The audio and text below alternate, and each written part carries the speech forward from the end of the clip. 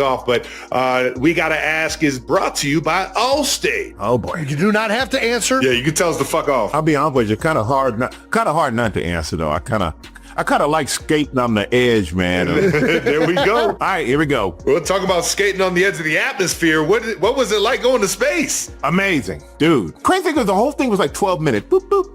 Felt like hours. What? Really? To be in the light and you're looking up at space, looking at the darkness up there, and then the rocket starts taking off, and it's not like Apollo 13 movie with Tom Hanks. It's kind of it's just gradual. It's like a gradual push, and you're looking at your little screen because each seat has a little screen, tells you the altitude, the speed. You're like, oh, 40,000 feet. I've been in a plane. Then you're looking down, then you look back, it's like you're 200,000 feet and you're 2,000 miles per hour, something crazy. And you're going, goodness. Oh my God, this is real. And the design of the ship is amazing. When it goes up, it's designed to twist. So you don't have to turn your head, just look out your own window and you get to see the full 360 because there's an emergency booster in the middle. So you got to keep your head back because if something happens and that shoots you off. That shoots you off at 9 Gs. When you're going up, it's like 3.5. Yeah. Like your Top Gun or something. But the gradual push up is like 3.5 Gs, I want to say. Coming down is like 5 Gs. But when you get up there and they release the main rocket from the capsule and they go poof, and then you realize, oh my God, my arms are floating. And then the lights go off. You can undo your belt, put your belt up, and you push as hard as your two fingers, like holding a cell phone, like that kind of pressure. And then I'm doing flips, man. My big ass has never done a flip. I haven't done a flip since I was a kid. And I'm up there doing like flips. We had little mini footballs and you do like that and it just goes. It doesn't, none of it. It's just and blowing in one space and doing like the cartoons where you're flapping. Does nothing. You'll just sit in one spot. And then it's just amazing to float around. You're looking back at Earth, and it's like you're watching when you leave your Apple TV on too long. And it was literally you. One of the best parts, which sounds kind of creepy, is that you have to come to terms with death. Oh wow! And by that I mean, before you take off, you become so relaxed and free. Best way to put it. You just come free. If it's God's will, this is what it is. This is how I go. And believe me though, I was happy to come back. But but everybody on the ground was crying. And except for my mom was like, your dad did worse. He was jumping out of planes all the time. He was a paratrooper. I'm like, well, damn, Mom, you know what? Come on.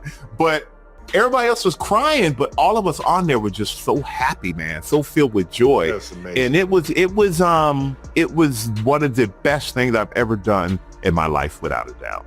Wow. Yeah. That is incredible. That's what I wanted to hear, baby. And that was a long explanation, but I loved every second of it, man. I'm so in. I tell you, you would love it. They do an incredible job from start to finish. And I would highly recommend it. If you get the opportunity to do it, I would jump on it in a heartbeat. It's life-changing in a lot of ways. Makes you realize how insignificant you are on this in the world. But it also makes you realize how important you are to the people that matter the most to you, because I'm on there thinking about my family and like, I'm not ready to leave them and they're not ready for me to leave either. Like it really puts a lot of things in perspective. That is beautiful, man. You've done so much, Mike. What's next? What is the next thing for Michael Strahan? Retirement. Like full, just all around work. Man, I ain't done everything. There's no way. You know what? Yeah, they're in the way at some point. Some point, man. You know what it is? I love Fox. I absolutely love that. But I just want to. You work so much, and then I want to go here, I want to go there, and I can't do a lot of things because I got these commitments and schedule stuff. And I think at some point I have to look at time lived and time left. I got you. You know, I hear and you guys are young, man. Y'all enjoy. You got more time ahead of you than behind you. I got more time behind me than ahead of me. So I'm starting to look more in that vein of life, and I'm not just going to completely disappear. But another thing is, I love business, and I got a lot of other businesses that I do, and those things interest me like football did, because I had to learn them, like I had to learn football later, and I love doing those things, and I think I could get a lot of validation or out of just, not feeling completely retired and doing nothing. But that gives me enough. And on top of that, I do Fox until they throw me off of Fox. I don't want to be 80 years old on Fox, but I'll stick around a little bit longer. You got some fun stuff coming up with Smack Entertainment, right? You guys got some docuseries coming out, right? Yeah, we got a docuseries coming out, Coach Vic. And this is the second one we did with Mike. Because Mike, we did the evolution of the black quarterback with Vic. Yeah. Yep. That was awesome. And which Andy Reid, your coach, played a big part in that doc, because think about the quarterbacks, McNabb, Vic, all these guys that he really brought in and gave a chance when other people probably wouldn't have. So he's been very instrumental in that. So that and now we have Coach Vic and his foray into coaching at Norfolk State. That's Norfolk State, baby. Him and Deshaun Jackson going at it right there. 2 former Eagle greats. I came down for GMA and I was at the stadium and we had both of them there because they were doing the game there and at the link. And I'm like, I felt out of place in Philly, man. All that Eagle stuff. I'm like, we could have done this at a neutral site. Don't bring me up here to interview these guys at this. But right. So we got Coach Vic coming up. We have a movie coming out too. I'm going to screen it after we get done here.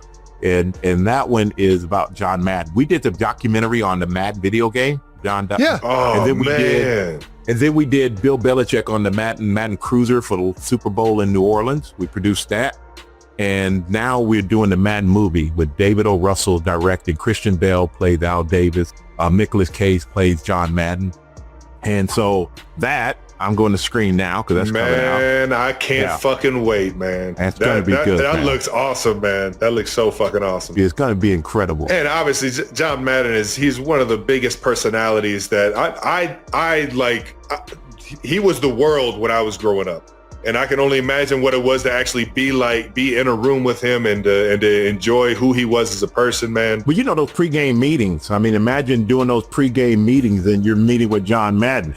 Yeah. That's crazy. Good. And then you're at the stadium and that bus is sitting there and you're like, oh my God, John Madden here. That was more pressure than freaking John Runyon. I got to ask, you brought up John a couple times. I do got to ask you this. I see the highlights, and I see a lot of Michael Strahan highlights. I know you've always given John his credit as being tough, physical, but what was it really like? What was it like for Michael Strahan going up against John Runyon? Tough. Easier when he first got there because he was in Tennessee. And then when they brought him to Philly, the whole thing was, we brought him to Philly to stop Strahan, which pissed me off. So I studied John Runyon more than I probably studied anybody. Yeah. I could tell what he was going to do before he can do it. I could tell he was going to fart before he farted. That's how much, that's how much I knew that cat, right? But I will say, as we played each other more and more over the years, the tougher it got, the more savvy he got. He and Eric Williams with the Dallas Cowboys were my number one toughest guy.